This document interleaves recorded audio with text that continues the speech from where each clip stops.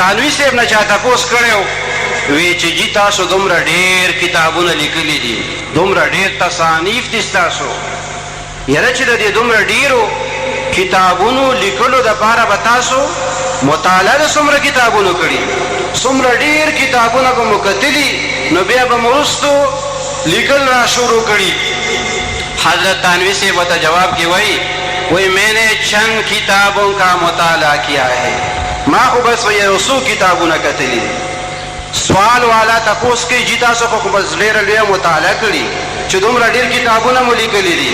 هغوی ورته جواب کې وایي میں نے چند کتابوں کا مطالعہ کیا ہے. اوس هغه سائل چې دی نو هغه متوجه دی چې تانوی صاحب اوس د کتابونو نومونه اخلي چې دا کتاب مې کتلی، دا مې کتلی، دا مې کتلی. دی ښه متوجه شو. تانوی صاحب ورته را شروع شو وی ما یو کتاب کتلی دی، هغه دی حاجی امداد الله مهاجر مکی، او بل دی مولانا یعقوب رحمت الله علیه، او بل کتاب دی مولانا رشید احمد گنگوهی. د دې دریو شخصیاتو نومونه ورته واغشت، کتابونه ورته ذکر نه کړ.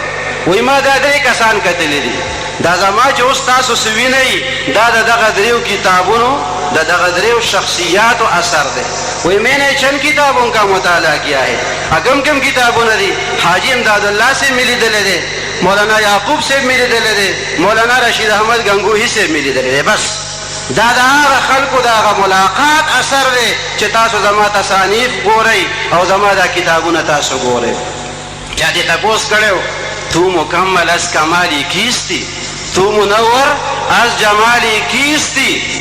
اشرف علي صاحب ته وایي، هغه جواب کې وی زما دا خیال رالو چې زه ورته ووایم چې من مکمل از کمال حاجیم، من منور از جمال حاجیم. خو بیا مې وویل چې یاره دا خو بیا د کمال دعوه ده چې ځان ته کامل ووایم او ځان ته مکمل ووایم. نو وی خیال کې مې داسې رالو، خو بس خبره مې پرېښوه دغه ځای کې. دا هغه خلک دي چې د دوی هغه لږ عمل الله پکې ډېر برکت اچولی. او ما تاسو ته ویلو چې د امام بخاري رحمت الله علیه چې د آخري حدیث شریف ذکر کوي، نو په دې حدیث مبارک باندې چې مونږ بحث کوو من حیث التصوف والعرفان، نو د هغې خلاصه به دا راوځي چې صفات سلبیه دا د ځان نه لرې کول پکار دي، او هغه ثبوتیه چې کومي هغه اخلاق ذمیمه هغه لرې که، او اوصاف حمیده هغه په ځان کې پکار دی چې انسان راولي. ځکه د الله دغه دواړه قسمه صفتونه پکې ذکر شوي دي.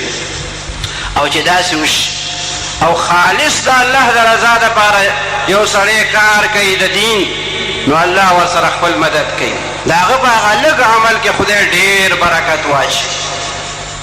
تخلقوا باخلاق الله د دغه حدیث شریف خلاصه مونږ ته راوته من حیث التصوف.